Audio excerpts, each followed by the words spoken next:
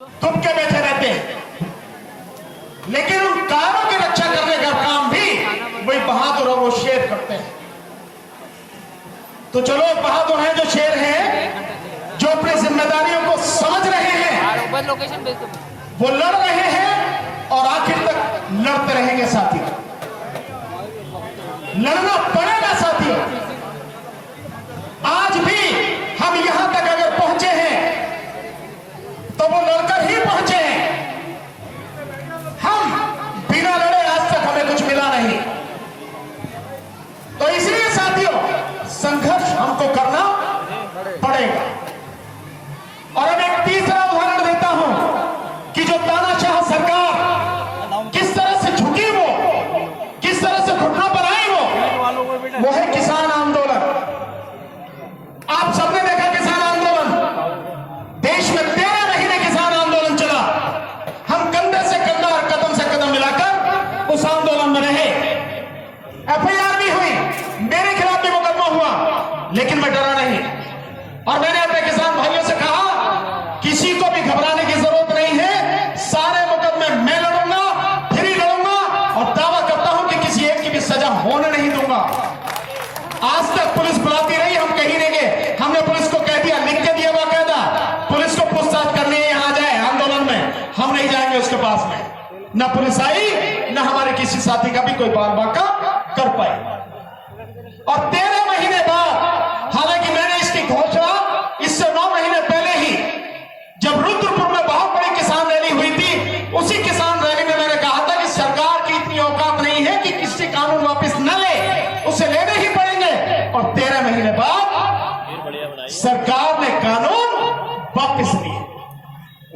अगर आप लड़ोगे, आपको आपका हक मिलेगा। और वर्तमान में जो सरकार है, वो सिर्फ और सिर्फ आपके डर का फायदा उठा रही है। जिस दिन आपने डरना छोड़ दिया, सरकार मैदान छोड़कर उसी दिन भाग जाएगी, उसी दिन। और अगर आपने ऐसा नहीं किया तो ध्यान रखना, 2024 के चुनाव में अगर ये चुनाव ईवीएम से हुआ तो आप बीजेपी को सत्ता में आने से नहीं रोक सकते।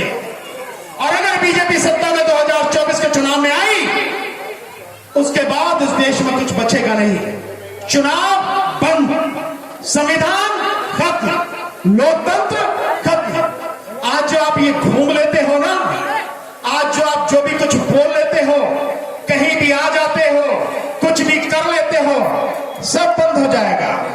ये तुम्हारी ताकत नहीं है, ये संविधान की ताकत है जो बाबा साहब डॉक्टर अंबेडकर ने लिखा।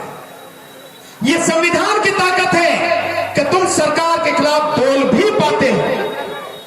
इसलिए इस संविधान को बचाना और इस लोकतंत्र को बचाना और इस देश को, समाज को बचाना, उसके लिए संघर्ष करना ही पड़ेगा साथी।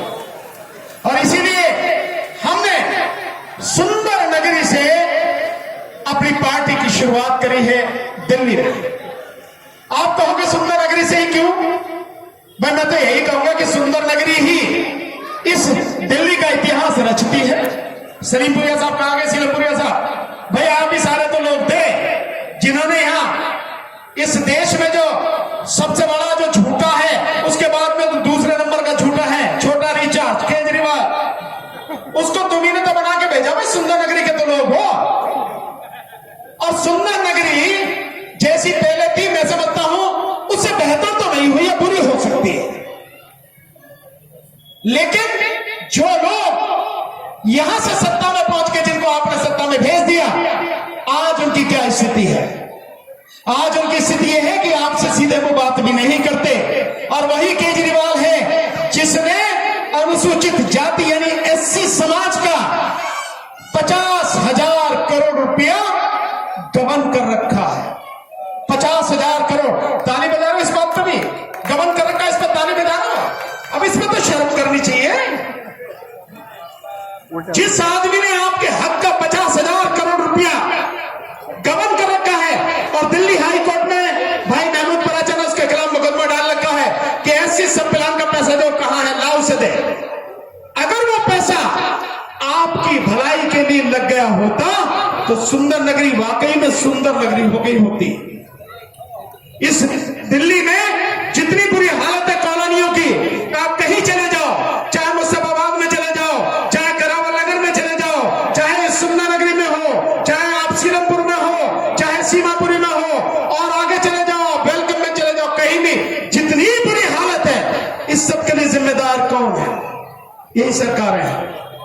ये आपका वोट लेती है, आपके वोट लेने के लिए आपको लालच भी देती है, आपके पैर भी पड़ सकती हैं, आप जो कहोगे वो कर लेंगे वोट लेने के समय, लेकिन जीतने के बाद आप कौन हो? वो कहता ना हम आपके हैं कौन? कोई नहीं, आपको कोई नहीं पूछता। ऐसे लोग आपने बना के भेजे, तो ऐसे लोग